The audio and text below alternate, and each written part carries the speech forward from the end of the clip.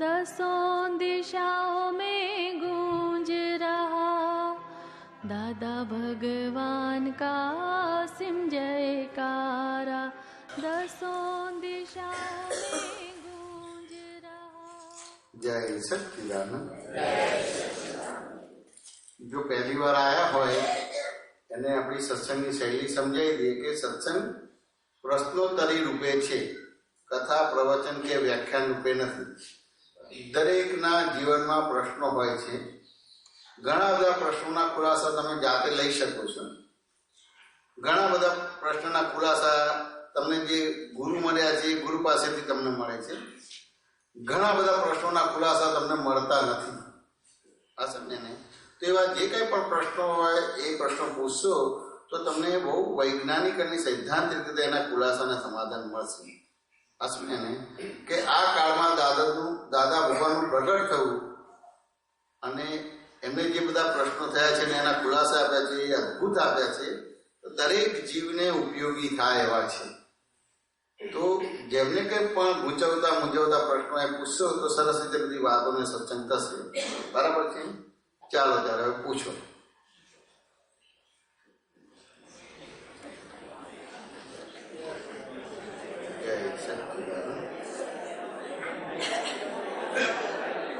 ચંદ્રકાંતભાઈ ભટ્ટનો પ્રશ્ન છે. એનો પ્રશ્ન છે કે જો जानबूझकर धोखा खाता है वह मोक्ष का अधिकारी है. આ એનો પ્રશ્ન છે. એટલે આમ તો દાદાનું સૂત્ર છે કે જે જાણીને ધોકા ખાય છે એ મોક્ષનો અધિકારી છે. એ જાણવું છે તમારે.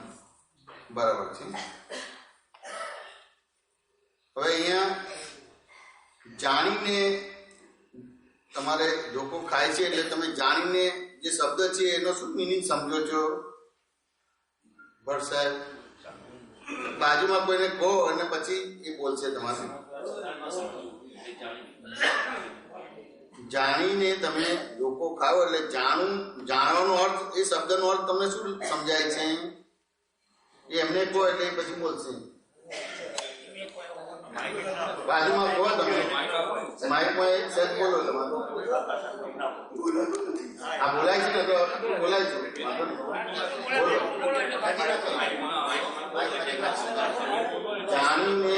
જાણીને ધોકો ખાવ એટલે જાણીને શબ્દ છે એનો અર્થ શું તમને લાગે છે? સમજવા છતાં એટલે સમજવા છતાં કે એકચ્યુઅલી જાણીને એટલે બહુ સમજવું પડશે. આ સમજે ને? જાણીને ધોકો ખાવો એટલે બહુ ટેકનિકલી સમજવું પડશે. તો કે વરસાદ જાણીને એટલે એને બહુ ટેકનિકલી અને દાખલાથી સમજાઈ ગઈ તમારે. તો કે તમે ચોર દુતારા ગમે કે ના ગમે? વરસાદ ના ગમે. હવે તમારી વાત અમની જોડે કરો તો વાંધો નહીં ને. શું નામ તમારું સાહેબ? મગનભાઈ. ક્યાંથી આવે છે મગનભાઈ? નવસારી. મગનભાઈ, એમના પ્રશ્નનો જવાબ તમારી જોડે વાત કરીને કરું છું એટલે વાંધો નહીં આવે ને તમારે મગનભાઈ? હવે જાણીને ધોકો ખાવ એટલે જાણીને શું છે એ મિનિંગ તમને સમજાવું. આપણે જે જાણીને સમજીએ છીએ ને ભગવાન જાણીને સમજે છે જુદું છે. તો કે મગનભાઈને પ્રશ્ન કરું કે તમને ચોર દુતારા ગમે કે ના ગમે? તો મગનભાઈ શું જવાબ આપશો તમે? ના ગમે.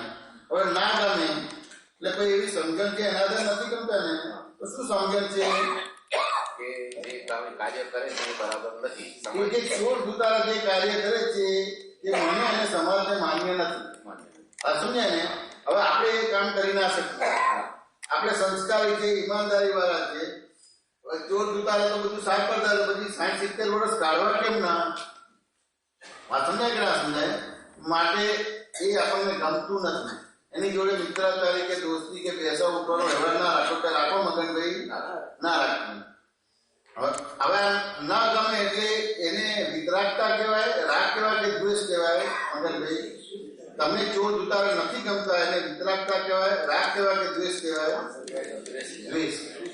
હતું ને? હવે ધારો કે તમે બોલ્યા ને આમ તો શબ્દ ના બોલાય એટલે વિષય સમજાશે નહીં. એને દ્વેષ કહેવાય અથવા તો રાગ કહેવાય અથવા તો વિતરાગતા કહેવાય. તો આ વિતરાગતા કહેવાય ના ગમતું, કે રાગ કહેવાય કે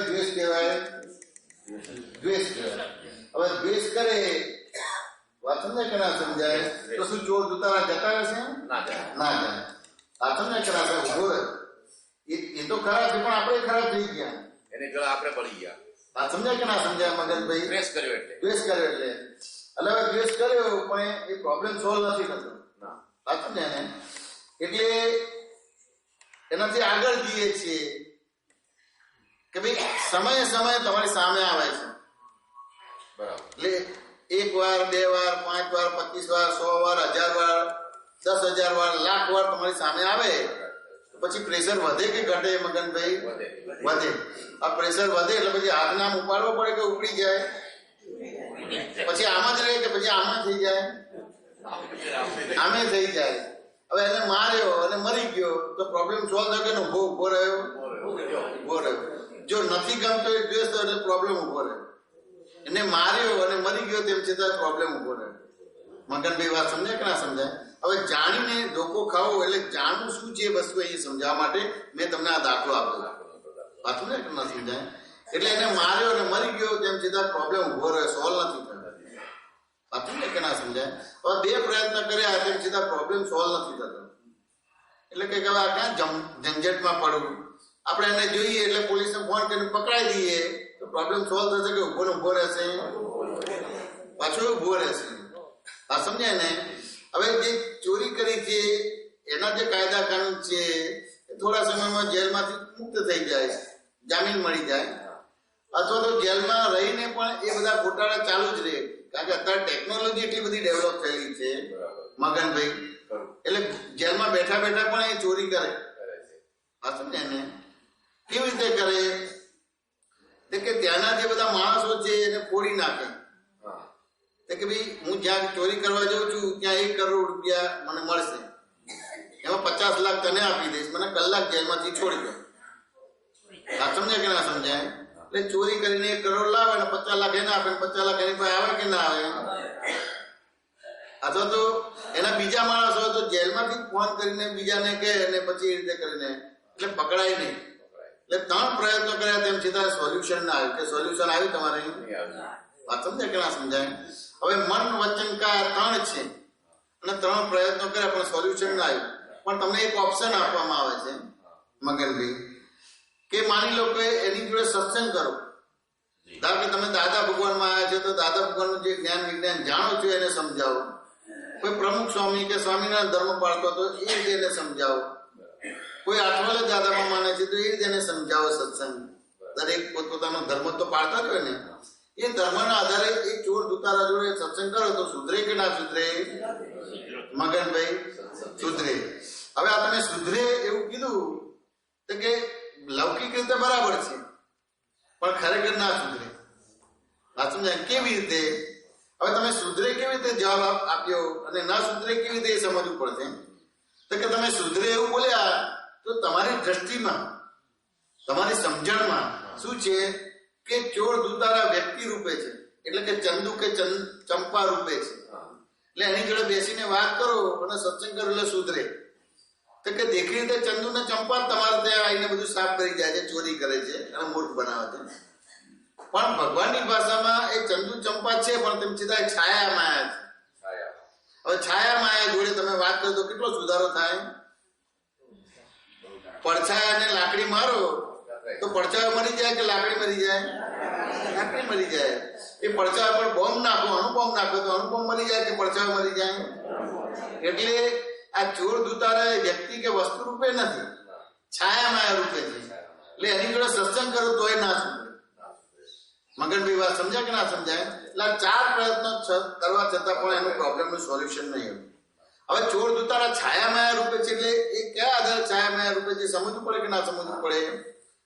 વાત સમજાય કે ના સમજાય? રૂપાંતર કરવું હે? એનું રૂપાંતર કરવું જોઈએ કે શું છે એનું શું દર્શાવવું જોઈએ? એટલે એનું દાર્શનિક પુરાવા સાથે એને સમજવું પડે. દાર્શનિક પુરાવા અને વૈજ્ઞાનિક પુરાવા 2 જોશે. એટલા દાર્શનિક નહીં ચાલે, વૈજ્ઞાનિક પુરાવા પણ જોશે. એની સાથે સાયન્ટિફિક સર્કમસ્ટન્શિયલ એવિડન્સીસ અને દાર્શનિક પુરાવા 2 જોશે તમારે. એટલે આપણે આ જાણીને છેતરાવું કે ધોકો ખાવો એ અહીંયા સમજાવવા માટે આ દાખલો આપું.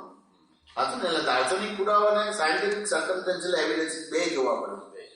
એટલે આ 4 પ્રયત્ન કરવા છતાં પ્રોબ્લેમ સોલ્વ નથી થતો. પાછું ને એને અને કરતા કરતા એવી સમજણ પડી કે આ ચોર દુતારા જે છે એ વ્યક્તિ કે વસ્તુ રૂપે નથી, છાયા માયા રૂપે છે. સાચું ને એને હવે છાયા માયા રૂપે છે એટલે પછી ત્યાં આગળ જાણવાનો ભાગ દાર્શનિક પુરાવા બધા જોઈ લીધા. હવે સાયન્ટિફિક સર્કમસ્ટન્શિયલ એવિડન્સીસ જોવા પડે. સાચું ને એને તે કે આટલા બધા છે પણ મગનભાઈ નું ગજુ જ કેમ કાપ્યું? કઈ હિસાબ ખરો કે નહીં તમારે? હિસાબ હશે. વાત સમજાય કે ના સમજાય? આ સાયન્ટિફિક સર્કમસ્ટન્શિયલ એવિડન્સીસ વાત સમજાય કે નહીં? આટલા બધા છે પણ મગનભાઈ ને કેમ મૂર્ખ બનાયા? આટલા બધા છે પણ આ મગનભાઈ નું ગજુ જ કેમ કપાયું? સાયન્ટિફિક સર્કમસ્ટન્શિયલ એવિડન્સીસ વાત સમજાય ને મગનભાઈ? હવે આ તમે આખી વસ્તુ સમજો એટલે એને બીજી રીતે પછી આપણે સમજવું પડે કે મગનભાઈ તમે લગ્નમાં જવાનું હોય એટલે ગમે તે કપડા પહેરી દો અને તૈયાર થયા વિના લગ્નમાં જાઓ કે ના જાઓ? તમે ના જવાય, આપણું જાય એમ ને. હવે તૈયાર થવું હોય તો પછી દર્પણ જોઈએ કે ના જોઈએ? હવે દર્પણની સામે ઉભા રહ્યા હોય ને તમારું મોઢું બરાબર ના દેખાય, તમારા વાળ બરાબર ના હોય તો હવે વાળ બરાબર ના હોય તો દર્પણ પર કાસકો ફેરવો એટલે તમારા વાળ બરાબર થઈ જાય મગનભાઈ? ના થાય? મને તો એવું હતું કે દર્પણ પર કાંસકો ફેરવે એટલે વાળ બરાબર થઈ જાય. ના થાય? એટલે હવે આ દાખલા ઉપરથી ખબર પડે તમારે કે ભાઈ દર્પણ સામે ઉભા રહ્યા અને મોઢું બરાબર નથી, વાળ બરાબર નથી, પણ એ દર્પણ ઉપર કાંસકો ફેરવાય કે દર્પણ ઉપર તમારે પાણી નાખીને સાફ કરવાનું નથી હોતું, પોતાના ઉપર જવાનું છે. આ સમજાય કે ના સમજાય? તો કે આ ચોર દુતારા છે કે દર્પણ છે? ચોર દુતારો નથી, દર્પણ છે. તો ચોર દુતારો કોણ છે? તો કે તમે છો. વાત સમજાય કે ના સમજાય? કારણ કે તમારા માથે કાંસકો ફેરવો છો, વાળ તમારા ફેંદાયેલા છે, પેલો તમારી ભૂલ બતાવે છે તમારું ગજુ કાપીને કે તમને મૂર્ખ બનાવીને. વાત સમજાય કે ના સમજાય મગનભાઈ? એટલે જે સામે દેખાય છે પ્રતિબિંબ છે. એટલે ચોર દુતારા બિંબ નથી, પ્રતિબિંબ છે. પણ પ્રતિબિંબ આવ્યું છે ના આધારે મગનભાઈ? પ્રતિબિંબ આવ્યું છે ના આધારે તો કે બિંબના હિસાબે આવ્યું. એટલે તમે દર્પણની સામે ઉભા રહ્યા એટલે સામેનો ભાગ બિંબ છે અને દર્પણમાં દેખાય છે પ્રતિબિંબ છે. એટલે ચોર દુતારે બિંબ થયું કે પ્રતિબિંબ થયું? પ્રતિબિંબ થયું. પણ પ્રતિબિંબ આવ્યું ક્યાંથી? બિંબના હિસાબે, એટલે પોતાના હિસાબે આવ્યું. તો હવે પ્રતિબિંબ ના ગમતું હોય તો પ્રતિબિંબને સુધારવાનું છે કે બિંબને સુધારવાનું છે? ના સમજ્યા ને? હવે બિંબને સુધારવાનું છે તો પછી બિંબ કેવી રીતે બન્યું? ના સમજાય કે ના સમજાય? તો કે બિંબ બન્યું તમારી બિલીફ ના આધારે બન્યું. વાત સમજ્યા ને? એ બિંબ એ બિલીફ ના આધારે, તમારી માન્યતાના આધારે બન્યું. વાત સમજ્યા ને? હવે એ બિલીફ એટલે કે માન્યતા. તો માન્યતા એટલે શું? એને દાખલાથી સમજીએ. તો કે હું પૂછું કે તમે કોણ છો તો શું બોલશો? હું મગનભાઈ છું. હવે હું મગનભાઈ છું એ વાક્ય બરાબર લાગે છે કે વિચારવા જેવું છે? વિચારો અને પછી વિચારે પછી શું જવાબ આવશે? શરીરનું નામ. તો ભાઈ શરીરનું નામ નહીં કે ભાઈ હું મગનભાઈ છું એ વાક્ય રચના બરાબર નથી. અને કરતા કરતા વિચારું તાર ખબર પડે કે ભાઈ આ તો મારું નામ છે, હું મગનભાઈ નથી. જેમ બોલો કે મારું ચશ્માનું પાકીટ છે તો ચશ્માનું પાકીટ અને હું જુદો થયો.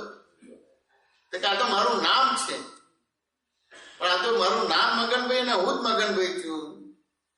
અને આ બિલીફ કહેવાય, આ માન્યતા કહેવાય, આને કર્મ કહેવાય, પણ કેવું અશુદ્ધ કર્મ. એટલે હું મગનભાઈ છું આ માન્યતાના આધારે બિંબ બન્યું. પાછું ને એને અને બિંબના આધારે તમારે આખું તમારે પ્રતિબિંબ બન્યું. પાછું ને એને અને પછી એ રીતે આખું આ વસ્તુ બને છે તમારે. એટલે આપણી કહેવત પછી બની શું બની? લોભિયા હોય ત્યાં દુતારા ભૂખે મરે. આ સમજાય કે ના સમજાય? તો હવે ચોર દુતારાનો જે મધર અને ફાધર કોણ થયું? કોને જન્મ આપ્યો? પોતે. સાચું ને? બિંબે. હવે બિંબ આપ્યું પણ એ શેના આધારે થયું કે ભાઈ હું મગનભાઈ છું, એના આધારે બિંબ બન્યું. સાચું ને? હવે હું મગનભાઈ છું એટલે રાગ દ્વેષ ચાલુ થઈ ગયા, અને રાગ દ્વેષ ચાલુ થઈ ગયા એટલે ક્રોધ માન માયા લોભ ચાલુ થઈ ગયા. એટલે તમારી અંદર લોભ છે, આ છે ને, અને લાલચ છે. એટલે લોભ લાલચ જે ભેગા થાય એટલે ચોર ધતારાનો જન્મ થાય.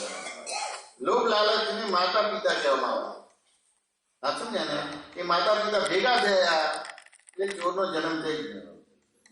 તો હવે ચોરનો જન્મ ના થાય તો શું કરશો કે લોભ લાલચ કાઢો તો ચોર ધુતારા જન્મે નહીં.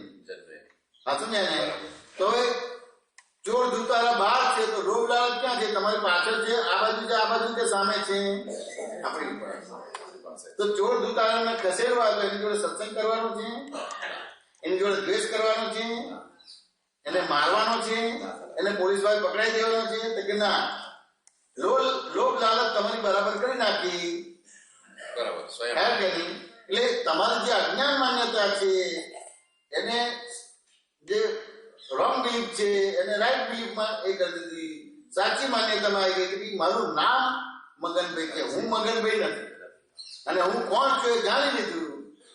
એટલે તમારી અજ્ઞાનતા જતું રહ્યું, એટલે રાગ દ્વેષ જતો રહ્યો, અને રાગ દ્વેષ જતો એટલે ક્રોધ માન માયા જતા રહે, એની સાથે જાય. સમજ્યા ને? એટલે રાગ દ્વેષ જતો રહ્યો, ક્રોધ માન માયા જતા રહ્યા, અને જે અનંત અવતાર ભટકાવે એવા કર્મ બંધ પડે છે એ બંધ પણ માંથી મુક્ત થઈ ગયા. એટલે એ રીતે ચોર ધુતારા જાય. સમજ્યા ને? હવે આ જે મેં વિગતમાં વાત કરી એ બરાબર છે કે ખોટી છે? કે 1% કે 2%? 100% સંપૂર્ણ બરાબર છે. સમજ્યા ને? હવે આ તમારે એ થયું તમારે, એટલે અહીંયા શું લખ્યું છે કે આ જાણીને છેતરાય. એટલે આ તમે જાણ્યું કે એ ચોર ધુતારો નથી, પણ મારું ગજુ કપાવવા માટે હું ચોર છું, અને એ નિમિત્ત નિર્દોષ અને શુદ્ધ છે. વાત સમજાયું કે જાણીને છેતરાય તમારે એ મોક્ષનો અધિકારી થાય. એટલા માટે આ સૂત્ર. વાત સમજાય કે ના સમજાય? મગનભાઈ સમજાયું કે ના સમજાયું? ભટ્ટ સાહેબ તમને સમજાયું કે ના સમજાયું? જાણવું એટલે શું? તમે જે જાણો છો એ નથી. કારણ કે કારણ વિના કાર્ય ના બને, કે બને તમારે? મગનભાઈ કારણ હોય તો આ બહાર છે, બહાર ચોર ધુતારા છે, કાર્ય છે, પરિણામ છે. જે પરીક્ષા આપી જેનું પરિણામ છે. તમે પેપરમાં કશું ના લખ્યું તો પેલો પાસ કરે ખરો? ના કરે. સમજ્યા ને? એટલે તમને ચોર ધુતારો ભેગો થયો એ તો તમે એક્ઝામ આપી છે એના આધારે થયો છે. તો તમારે એક્ઝામમાં ખોટું લખ્યું છે માટે તમને ભેગો થયો છે. તો ચોર ધુતારાને ખસેડવું, એની જોડે દ્વેષ કરે તો ખસાય, એની જોડે રાગ કરે તો ખસે, તો કે વિતરાગ થવું પડે. પણ વિતરાગ ક્યારે થવાય? કે તમારી સમજણ, એટલે જાણી લો, આખું એનું કારણ કાર્ય ખોળો, પછી એનું મારણ વારણ તારણ અને નિવારણ કરો, એટલે ત્યારે બધી ભૂલ અહીંયા દેખાય. સમજ્યા ને? એટલે એ રીતે તમે આખી તમારી સમજણ ભૂલ વિનાની થઈ ગઈ. એટલે પછી એ તમે જાણીને છેતરાયા, અને જેવા જાણીને છેતરાયા એટલે મોક્ષના અધિકારી તમે થઈ બની. સમજ્યા ને? એટલે હવે મોક્ષના અધિકારી એટલે મોનો ક્ષય કર્યો. પેલા મોહ હતો, જે ગજુ કાપે છે, જે તમને મૂર્ખ બનાવે છે, એને ચોર ધુતારા કહેતા હતા. હવે ત્યાંથી દ્રષ્ટિ ખસેડીને પોતાને ચોર ધુતારા કીધા. એટલે મોનો ક્ષય થઈ ગયો. મોનો ક્ષય થઈ ગયો એટલે મોક્ષના અધિકારી થઈ ગયા. મગનભાઈ વાત સમજાય કે ના સમજાય? ભટ્ટ સાહેબ વાત સમજાય કે ના સમજાય ગઈ? કેટલો 1% કે 2%? 100% પૂરેપૂરી. બરાબર છે. આ એક પ્રશ્ન હતો ભટ્ટ સાહેબ નો પૂરો થઈ ગયો. મગનભાઈ બરાબર છે વાત? તમને સમજાય કે ના સમજાય? એમને વચ્ચે રાખીને તમને જવાબ પણ પહોંચી ગયા નહીં ને? તમે ઊંચાયા નથી ને? આ તમને બધાને સમજાયું કે ના સમજાયું? કેટલું 1% કે 2%? 100%. પણ આ તો બધામાં પછી તમે ભૂલ વાળા થઈ જશો. એટલે 100% બોલશો પણ પછી તકલીફ પડશે. શું કરશે? માઇકમાં બોલો, બોલો જે બોલવું મજા આવે, આમ ઇન્ટરેક્શન થાય ને. હા, શું વાત છે એમની? જે બી અંદર તમારે રિએક્શન આવે ને બોલશો તો તમે એનાથી બહુ સરસ ખુલાસા મળશે. કારણ કે રિએક્શન પણ એક પ્રકારની તમારી માન્યતા છે. રિએક્શન એ ના જોઈએ, અપ્રતિકાર દશા જોઈએ, કંપન ના જોઈએ કોઈ પણ પ્રકારનું. જ્યાં સુધી કંપન છે ત્યાં સુધી યથાર્થ ભગવાન નહીં મળે. જ્યાં સુધી કંપન છે ત્યાં સુધી યથાર્થ ધર્મ પણ નહીં થઈ શકે. એટલે મન વચન કાયાનું કંપાયમાન પણ ના થયું. હવે અમે દાખલો ગણાવ્યો તો તમારું મન વચન કાયાનું કંપાયમાન પણ રહ્યું કે જતું રહ્યું? ચંચળતા જતી રહી, સ્થિર થયા તમે. માઇકમાં બોલો. સામાવાળાનો દોષ જોવાની એક મનોવૃત્તિ હતી, એક સાફ થઈ ગઈ. હા, સાફ થઈ ગઈ એટલે 100% દોષિત નથી. આ દોષિત નથી. પહેલા પણ દોષિત નતો, આજે પણ નથી ને ભવિષ્યમાં પણ નથી. એટલે પછી આ તમે બોલ્યા ને દોષિત નથી, એટલે એને સૂત્રાત્મક રીતે બોલવું તો કે સર્વ ઉપાધિનું કારણ હું આ તું જ છું, બીજો કોઈ નથી. હવે આવું વાક્ય નીકળે ને એટલે ભગવાન તમને પ્રાપ્ત થઈ જાય, યથાર્થ ધર્મ ચાલુ થઈ જાય. અત્યારે આપણે લૌકિક ધર્મ કરીએ છીએ, આ સમજ્યા ને? યથાર્થ ધર્મ નથી કરતા. અથવા તો એની થોડી વિગતમાં જઈએ કે અહંકારનો ધર્મ આપણે આરાધીએ છીએ. અહંકાર આપણું સ્વરૂપ છે? ના, અહંકાર એ આપણું સ્વરૂપ નથી, પણ અહંકારનો ધર્મ જ કરીએ છીએ. એટલે આમ તમે સરસ લાગે, પણ ખરેખર આપણે ધૂતરાષ્ટ્ર છીએ.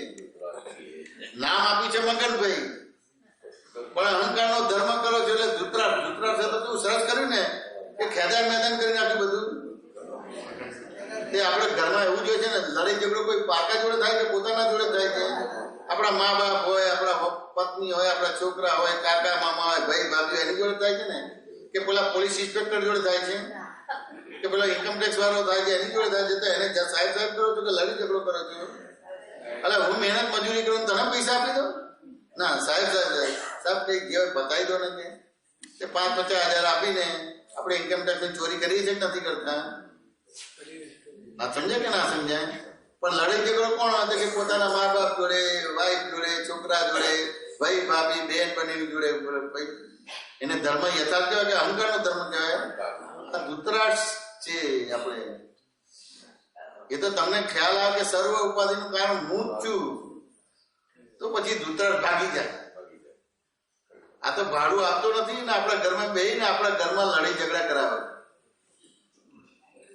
મગનભાઈ વાત સમજાય કે ના સમજાય? એટલે આ તમારી આ સમજણ સમ્યક થઈ એટલે જાણીને છેતરાયા એ મોક્ષના અધિકારી થઈ ગયા. સાચું ને?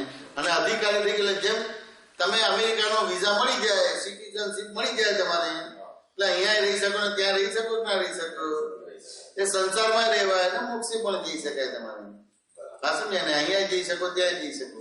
આ કેટલી બધી વૈજ્ઞાનિક વસ્તુ છે. હવે જો આમાં કઈ ત્યાગ કરવાની વાત કરી, તમારી સમજણ ભૂલ વાળી હતી, ભૂલ વિનાની કરી દીધી. તમારે લગ્ન કરો, 1 કરો, 2 કરો, 100 કરો તો એમને ઓબ્જેક્શન નથી. ધંધો કરો ને 1 પેઢી કે 100 પેઢી કરો તો ઓબ્જેક્શન નથી. સાચું ને? એ તમને તમારા મોક્ષ માર્ગમાં બાધક નથી. તમારા મોક્ષ માર્ગમાં તમારી અણસમજણ બાધક છે. એટલે તમારી સમજણ ભૂલ વિનાની થશે, એ દીદી તમારો મોક્ષ થશે. સાચું ને? તો હવે સત્સંગમાં તમારા પ્રશ્નોત્તરી એટલે સમજણ બરાબર કરવાની છે. હવે ધારો કે તમારી સમજણ તમને સાચી લાગે, સમજે ને, પણ કેવી છે કે તમારા દ્રષ્ટિબિંદુથી કરેક્ટ છે, પણ બીજાના દ્રષ્ટિબિંદુથી એ સમજણ રોંગ થઈ જાય છે.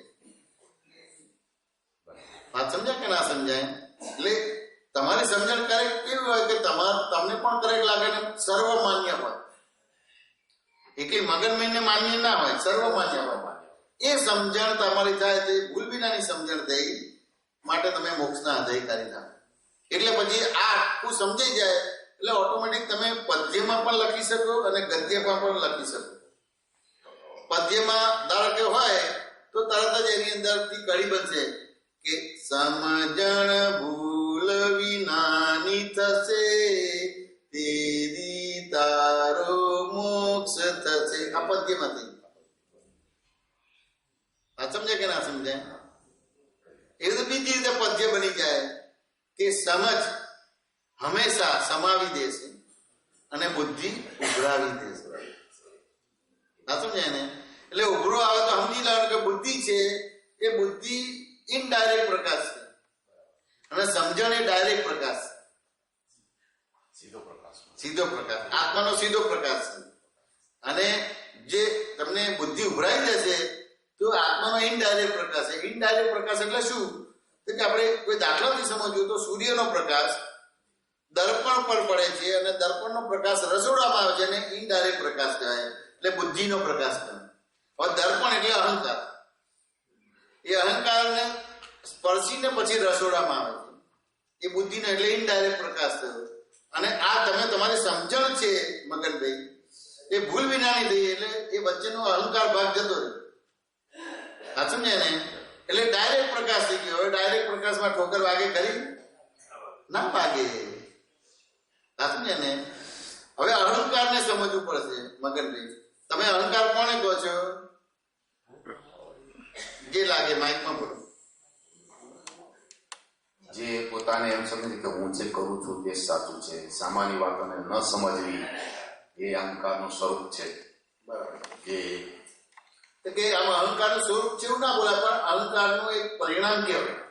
સ્વરૂપ આખું જુદું છે. અહંકારને આ બધી વસ્તુને ઇક્વેશન મૂકે ને તમારે એક જ વાક્ય બને છે કે જે છે જ નહીં અને છે કેવું, એનું નામ અહંકાર. આ સમજ્યા ને? જે છે જ નહીં, જે છે જ નહીં, એને છે આજે પણ નતું, ગઈકાલે પણ નતું ને આવતીકાલે પણ નથી, જે છે જ નહીં અને છે કેવું, એનું નામ અહંકાર. મગનભાઈ વાત સમજાય કે ના સમજાય? હવે છે જ નહીં અને છે કેવું એનું નામ અહંકાર. એટલે કોઈ દાખલાથી સમજ્યું. મેં તમને પૂછ્યું તમે કોણ છો, તરત બોલ્યા કે હું મગનભાઈ. વાત સમજાય કે ના સમજાય? તો કે મગનભાઈ છું, તો અત્યારે તમારું નામ મગનભાઈ છે, પણ ગયા અવતારે આ જ નામ હતું. ખબર હશે તમને? એવું બોલો ને, ખબર નથી પણ તમે ખબર જેવું બોલો છો કે ના આવું નતું, એટલે એ પણ પાછો અહંકાર નો અહંકાર થયો. એટલે કે ખબર જ નથી તો એનો નિરહંકાર છે. હવે ગયા અવતાર તો ખબર નથી, પણ આવતા અવતાર આ જ રહેશે એ બી ખબર નથી, એટલે આ નિરહંકાર છે. આટલો સિમ્પલ દાખલો છે. એટલે આ અવતાર પૂરતું જ મગનભાઈ નામ છે. એટલે એના આધારે કે ભાઈ એ કાયમી નથી, પરમેનન્ટ નથી મગનભાઈ. જેવા કર્મો કરેલા છે એવી રીતે એને એવું દ્રવ્ય ક્ષેત્રકાર ભાવ મળે અને ભાવ મળે. આ સમજે ને? તમારા વિચિત્ર કર્મ હોય તો નરકે જવાનું થાય, એનાથી થોડા ઓછા વિચિત્ર કર્મ હોય તો જાનવર ગતિ કે તિર્યંચ ગતિમાં જવાનું થાય.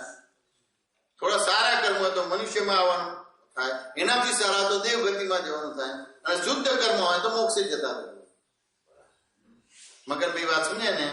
એટલે અહંકાર એટલે જે છે જ નહીં એને છે કેવું, એનું નામ અહંકાર. મગનભાઈ વાત સમજાય કે ના સમજાય? એટલે આ અહંકાર આખો તમારે અહીંયા પ્રશ્નોત્તરી દ્વારા આખો નિર્મૂળ થઈ ગયો. એટલે છે અને છે કીધું અને નથી અને નથી કીધું, પણ છે અને છે કીધું ત્યારે રાગ ના થયો, અને નથી અને નથી કીધું ત્યાં દ્વેષ ના થયો. પણ તમારું દર્શન અને જ્ઞાન ચોખ્ખું કરી દીધું.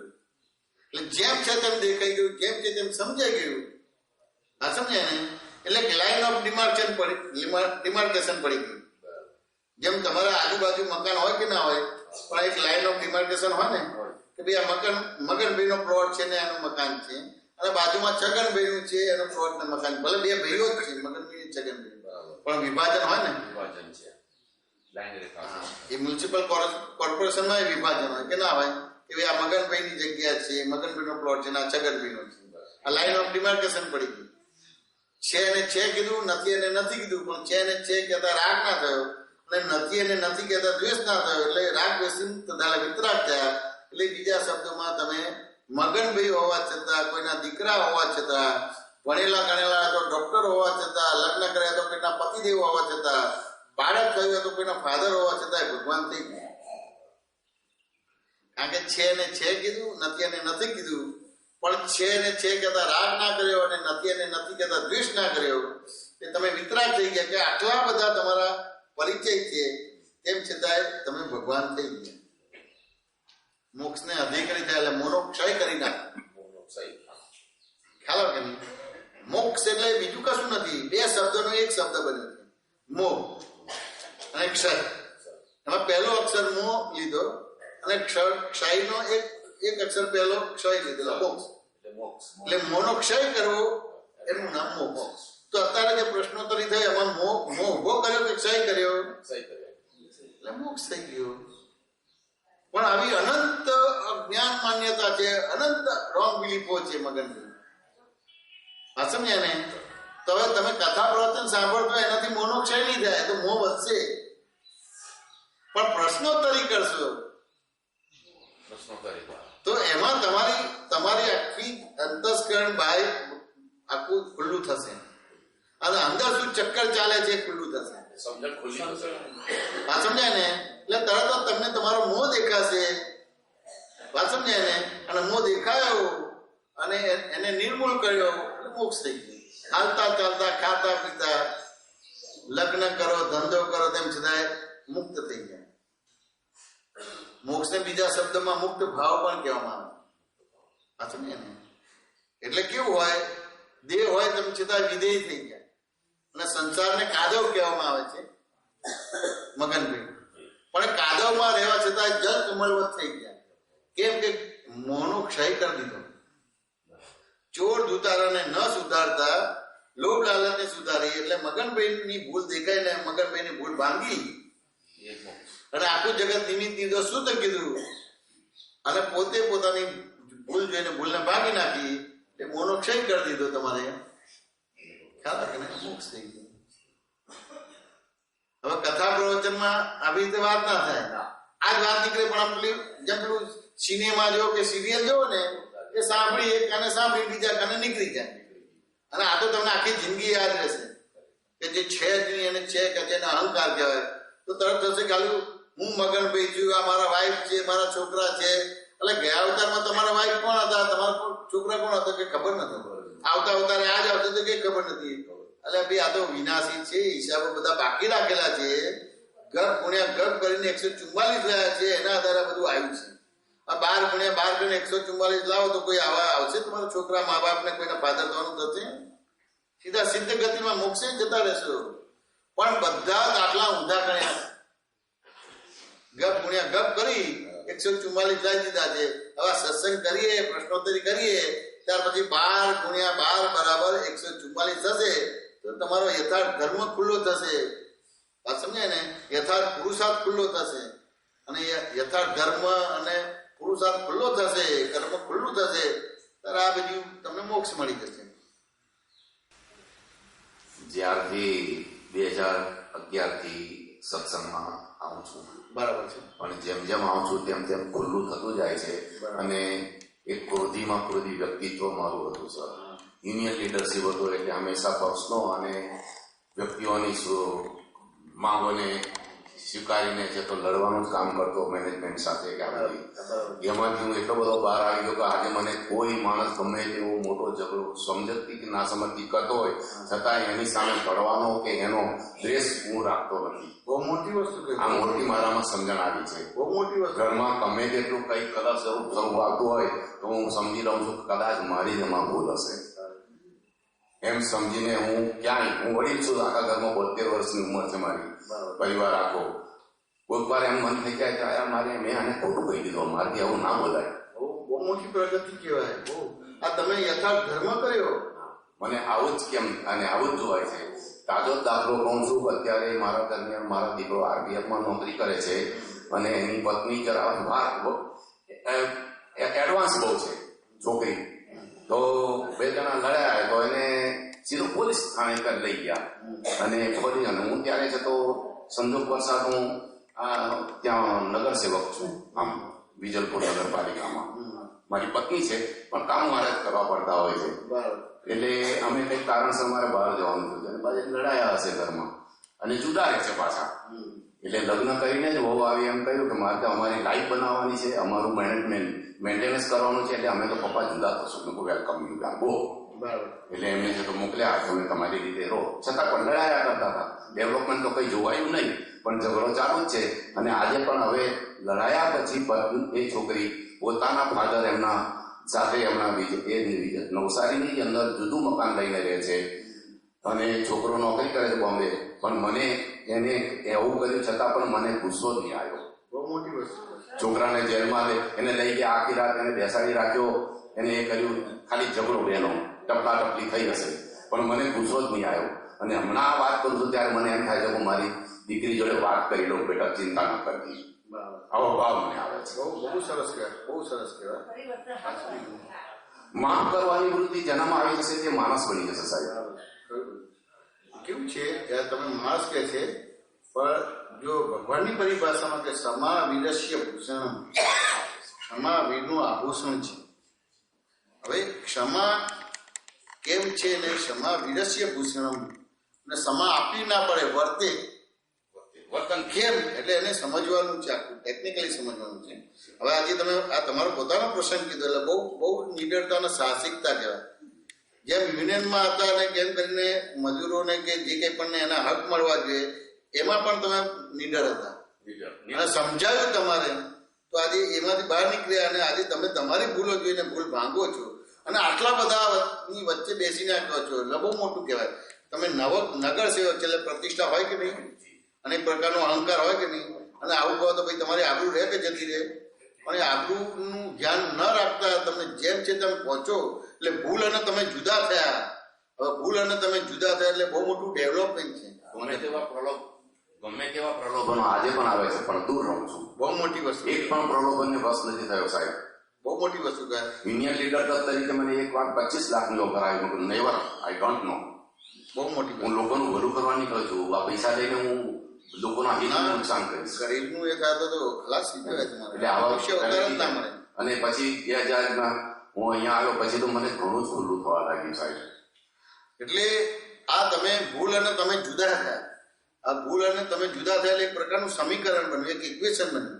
આ તમને ને શું બન્યું, તો જેમાં તમે ભૂલ અને તમે જુદા થાય ને તો એના આધારે કવિ જીવ હોય કે તમે પોતે જ કવિ બની જાઓ, તરત જ શબ્દ રચના નીકળી જાય. શું થાય? ભૂલો પોતાની જો નારા જગતમાં થઈ શકે ભગવાન, ફરીથી થાય નહીં દેવું, સદા જાગૃત હોય ભગવાન. આ પોતાની ભૂલ જોઈ અને ફરતીથી થાય નહીં આટલે સુધી તમે પહોંચી ગયા એટલે કેટલી મોટી વસ્તુ થઈ. ભલે તમે કોઈના દીકરા છો, કોઈના ધર્મ પતિદેવ છો, કોઈના વેવાઈ છો, કોઈના સાસુ છો, કોઈના સસરા છો, પણ ભગવાન થઈ ગયા. ભૂલ અને તમે જુદા પડ્યા. વિતરાગ માર્ગમાં ભગવાનના માર્ગમાં આટલું છે, ભૂલને તમે જુદા પડ્યા એટલે ભૂલને સપોર્ટ નથી કરતા, ટેકો નથી કરતા, આધાર નથી આપતા.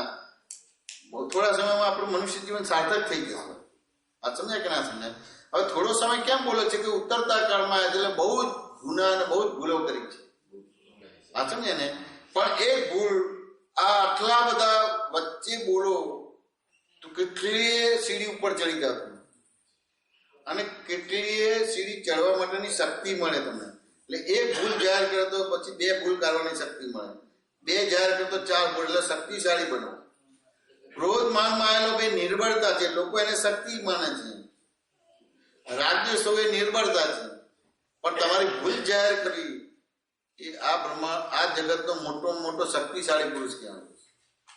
આ સમજે ને? આપણું કલ્ચર કેવું છે? માર ખાઈને ભગવાન થવાનું કલ્ચર છે, અને ફોરેન નું કલ્ચર કેવું છે? મારીને ભગવાન થવાનું કલ્ચર. આ સમજે ને? એટલે માર ખાવો એટલે કે શોખ નથી, આપણે આપણી ભૂલનો જ માર ખાવો પડે છે. કોઈ એક્સ્ટ્રા મારતું નથી કે એક્સ્ટ્રા મારે છે, આપણે ભૂલ કરી છે માટે આપણને મારે છે. સાચું ને? એટલે આ સમજાઈ ગયું છે. એટલે એ પોતે મારતો નથી પણ માર ખાય છે. એને ખબર છે કે ફલાણા અવતારમાં મેં આવું કર્યું છે માટે મને આવું કરે છે. સાચું ને? એટલે માર ખાઈને ભગવાન થાય એ યથાર્થ તમારા આર્ય ધર્મ છે, અને મારીને ભગવાન થાય એ અનાર્ય ધર્મ છે. સાચું ને? એટલે બહુ મોટી કહેવાય. એ તમે ભૂલ આટલા લોકોની વચ્ચે, અને એ ગામના નગર શેઠ કહેવાય. નગર શેઠની તો આબરૂ કેટલી હોય, પોતાને 2 આબરૂ કરી જ ના શકે કે કરે ના, તો 2 આબરૂ હોય તો પૈસા આપીને આબરૂ ભી કરાવડાવે કે એમને હોસ્પિટલ બનાવી, એમને સ્કૂલ બનાવી, માન સન્માન આપે. અને અહીંયા તો તમે આવીને તમારી બધી ભૂલો જાહેર કરો છો. બીક ના લાગે? મને તો બહુ બીક લાગે મગન પછી. અને મને એવું લાગતું નથી માઇકમાં બોલો હું આવું કંઈક એક કર્યું છે. માફી એ મહાન વસ્તુ છે, બહુ મોટી વસ્તુ. એટલે ક્ષમા વીરસ્ય ભૂષણમ છે. આ સમજાય કે ના સમજાય? કારણ કે ભૂલ વિના કોઈ આપણને આપણો વાંકો વાળ પણ ના કરી શકે. ભૂલ છે માટે વાંકો વાળ થાય છે. એટલે આપણે અહીંયા જોવાનું, બહાર નથી જોવાનું. વાત સમજાય કે ના સમજાય? એને કોઈ દાખલાથી સમજવું હોય તમારે તો મગનભાઈ હું તમારી સામે બેઠો છું અને તમે મારી સામે બેઠા છો. હું તમને જોઉં તો મને સીધા દેખાશે કે ઊંધા દેખાશે? મગનભાઈ સીધા દેખાશે. હવે મારી દિવાલ તરફ દ્રષ્ટિ હોય અને મારે મગનભાઈને જોવા તો કેટલા દેખાશે? નહીં દેખાય. હવે દિવાલ તરફ જ દ્રષ્ટિ રાખું અને રાઈટ અને લેફ્ટ સાઈડ વળીને જોઉં તો દેખાશે કે નહીં દેખાય? નહીં દેખાય. હવે દિવાલ તરફ દ્રષ્ટિ રાખું અને પછી નીચે નમું, આ સમય કમરથી નીચે નમું અને બે પગ પહોળા કરીને જોઉં તમને તો દેખાય કે નહીં દેખાય? મગનભાઈ દેખાય. હવે દેખાય તો સીધા દેખાય કે ઊંધા દેખાય? ઊંધા દેખાય. હવે એમ થાય કે મગનભાઈ 5-25 સેકન્ડ પહેલા તો કેવા સરસ હતા, એટલે મને તરત જ આશ્ચર્ય થાય, પ્રશ્ન થઈ જાય, એટલે હું સફાળો થઈ ગયો. આટલા સરસ મગનભાઈ હતા બગડી ગયા એટલે હું સફાળો થયો, એટલે ઊભો થઈ ગયો. દિવાલ તરફ દ્રષ્ટિ હતી ફેરવી તમારા તરફ દ્રષ્ટિ કરું તો સીધા દેખાય કે ઊંધા દેખાય? તો મને જે ઊંધા સીધા દેખાતા ખોટું હતું? મગનભાઈ માઇકમાં બોલો. ખોટું જ હતું. તો કે ઊંધા સીધા દેખાતે ખોટું નતું, સાચું હતું. હા, એટલે આમ જે જોવાનો દિશાઓ અલગ હોવાને એટલે દ્રષ્ટિ અલગ હતી. અલગ દ્રષ્ટિ અલગ એના આધારે પણ દેખાતે ઊંધા દેખાતે સાચું હતું ને ખોટા સાચા દેખાતે સાચું હતું. સીધા દેખાય વાત સમજ્યા કે ના? સાચું હતું. પણ જયારે મને ઊંધા સીધા દેખાયા ત્યારે મગનભાઈ સીધા જ હતા કે ઊંધા સીધા હતા? સીધા જ હતા. આ સમજાય ને? સીધા જ હતા. તો હવે મારે જગતની ભૂલ જોવાની રહી કે મારે મારી ભૂલ જોવાની રહી? સ્વયં મારે મગનભાઈને સુધારવાના કે જયમીતભાઈને સુધારવાના?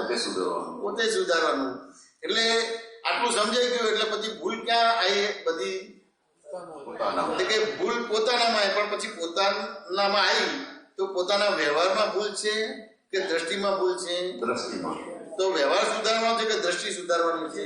દ્રષ્ટિ સુધારવાની. દ્રષ્ટિ સુધારવાની. હવે આપણે દ્રષ્ટિ સુધારતા નથી ને વ્યવહાર સુધારવા જઈએ છીએ એટલે આ લોકોના પલ્લવ બે બગડે. ના સમજે ને? એટલે અહીંયા આખું ઇક્વેશન બની ગયું ને, સર્વ ઉપાધિનું કારણ હું આ તું જ છું. એટલે હવે આ સમજી જાય તો કોઈને ક્ષમા આપવી પડશે કે ક્ષમા વર્તશે? વધશે. વર્તશે એટલે ભગવાન થવાની તૈયારી થઈ ગઈ. આપણે ભગવાન થઈ ગયા કહેવાય. તમારે આ સમજે કે ના સમજે? એટલે આટલી મોટી વસ્તુ છે. અને કોઈના દીકરા હોવા છતાંય, કોઈના પતિદેવ હોવા છતાંય ભગવાન થવાની પ્રક્રિયા ચાલુ થઈ ગઈ. આ સમજે કે ના સમજે? એટલે આટલો દાખલો સમજાયો છે કે આ જગત તો સૌનું છે, ખાલી મારી દ્રષ્ટિ અવળી છે. આ સમજે ને? એ દ્રષ્ટિ અવળી છે તમારે, એના હિસાબે આ બધા પ્રોબ્લેમ. એટલે પછી જ્યાં આગળ આખો દાખલો ગણાય ને એટલે પછી સૂત્ર બને કે દર્પણને સાફ કર્યો તો હું દેખાયો અને હું સાફ કર્યો તો ભગવાન દેખાયા. આ સમજ્યા ને? હવે દર્પણ એટલે આ મગન થયું એને સાફ કર્યું. આ ભૂલ જોઈ ને કે ના જોઈ તમારી? સાફ થઈ. એટલે દર્પણ તમારું બરાબર થઈ ગયું ના થઈ ગયું? એટલે પોતે દેખાય, પોતાને જોયા. હા, અને પોતાને સાફ કર્યો. ખ્યાલ આવે કે નહીં? ભગવાન દેખાયો. આટલું જ આ ઇક્વેશન આપણે પ્રશ્નો કરી દઈએ વાર્તાલાપમાં. આટલું જ થઈ તમારું. દર્પણને સાફ કર્યો તો પોતે દેખાયો અને પોતાને એટલે હુંને સાફ કર્યો તો ભગવાન દેખાયા. બસ આટલું જ છે ધર્મમાં. આટલું જ કરવાનું છે, એનાથી વધારે કરવાનું છે. મગનભાઈ તો તમે આજે આવું કર્યું, પણ આજે અહીંયા ભૂલ કરી આ બધાની વચ્ચે જ્યારે તમે બીજે ના કરતા, બીજે કરવું જોઈએ આવું બધું. શું કહો છો મગનભાઈ? આ તો દર્પણને સાફ કર્યું એટલે હું દેખાયો અને હુંને સાફ કર્યો તો ભગવાન દેખાઈ ગયા. તો આટલું જ છે. હવે ક્યાં આપણી 4 ધામની યાત્રા પૂરી થઈ ગઈ, અમરનાથની યાત્રા પૂરી થઈ ગઈ, કૈલાસ માનસરોવરની યાત્રા પણ થઈ ગઈ. દર્પણ સાફ કર્યો હું દેખાયો, પાછું ને હુંને સાફ કર્યો ભગવાન દેખાયો. એટલે 4 ગતિને 84 લાખ યોનિથી મુક્ત થઈ ગયા. હવે 4 ગતિને 84 લાખ યોનિથી મુક્ત થઈ ગયા એટલે અમરને નાખી લીધો, એટલે આત્માને તમે પ્રાપ્ત કરી લીધો, પકડી લીધો. આ સમજ્યા ને? અને આત્માને પકડી લીધો, તમારે અમરને નાખી લીધો, એટલે શું થઈ ગયા? કૈલાસપતિ, એટલે બ્રહ્માંડના માલિક થઈ ગયા તમે. એટલે દર્પણને સાફ કરે તો હું દેખાયો, અને હુંને સાફ કરે તો ભગવાન દેખાયો. પછી આટલા ભાગમાં પૂરું થઈ ગયું. આ સત્સંગની વાત કરી એમાં, અને આ મગનભાઈ આટલી વાત કરી, આખું સત્સંગ પૂરો થઈ ગયો. વરસાદ બાદ સમજાય કે ના સમજાય? કેમ અવાજ બેસી ગયો તમારે? ઠંડુ પાણી પીવાય ગયું તો શું?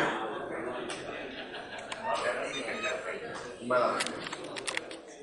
આ બધી બહેનોને વાત સમજાય કે ના સમજાય? હા, ના સમજાય તો હાથ ઉપર કરવાનો કે તમે બધી બહુ મોટી મોટી વાતો કરો છો.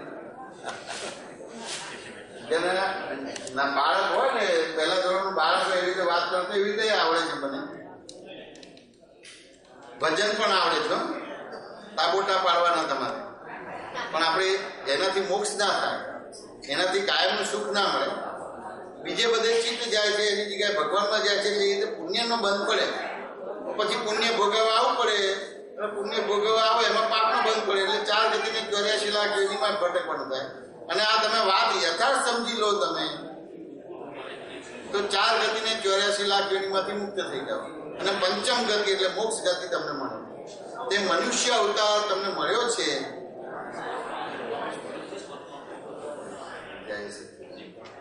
મનુષ્ય અવતાર તમને મળ્યો છે તો કોઈની દીકરી થવા માટે નથી, ભણી ગણીને ડોક્ટર એન્જિનિયર થવા માટે નથી મળ્યો, કોઈના ધર્મપત્ની કે કોઈના મધર કે કોઈના સાસુ થવા માટે નથી મળ્યો. પોતે પોતાને જાણવા માટે તમને જન્મ મળેલો છે. તે બધું જાણી લીધું મગનભાઈ, પણ પોતે પોતાને જાણ્યો નથી. સમજ્યા ને? પણ આજે તમે તમારી ભૂલ જાહેર કરી દીધી ને, એટલે મગનભાઈ આ જે હતા, જે ગુરુ થઈને ફરતા હતા એ લઘુ થઈ ગયા, અને જે ભગવાન જે ગુરુ હતા એ લઘુ હતા એ ગુરુ થઈ ગયા. એટલે પોતે પોતાને જાણી લીધો. એ તો પોતાની ભૂલ જોઈને પોતાની ભૂલ ભાંગે ને તો પછી પોતે પોતાને જાણ્યું એવું કહેવાય. માઇક સાહેબ એક બીજી રીતે બોલું છું કે નરસિંહ મહેતાજી કે જ્યાં લગી આત્મા તત્વ ચીન્યો નથી ત્યાં લગે સર્વ સાધના જૂઠી. આત્મા તત્વ જહાં લગી આત્મ તત્વ ચીન્યો ને ત્યાં લગી સર્વ સાધના જૂઠી. એટલે અત્યારે જે વાર્તાલાપ થયો એમાં આત્મ તત્વ ચીંધાયું, પકડાયું, સમજાયું, રિયલાઇઝ થયું. રિયલાઇઝ થયું, ખ્યાલ આવે. એટલે એ પોતે, એટલે એ કોઈના માટે નથી કહેતા, એમને આ સમજણ ઊભી નથી થઈ તો આવું ભાવુકતાથી ઇમોશનલથી જ આ બધી વસ્તુ કરતા હતા. પછી કરતા કરતા માર પડ્યો એટલે પછી બોલે કે જહાં લગી આત્મ તત્વ ચીન્યો નહીં તહાં લગી સર્વ સાધના જૂઠી. સૃષ્ટિ મંડાણ એની પેણે જોગી જેગેશ્વરા કોક જાણ. આટલી મોટી વસ્તુ. બીજું પણ વાક્ય બોલે કે હું કરું એ જ અજ્ઞાન થાય. સકટનો ભાગ જેમ સ્વાણ તાણે સૃષ્ટિ મંડાણે એની પેરે. બહુ મોટી વસ્તુ.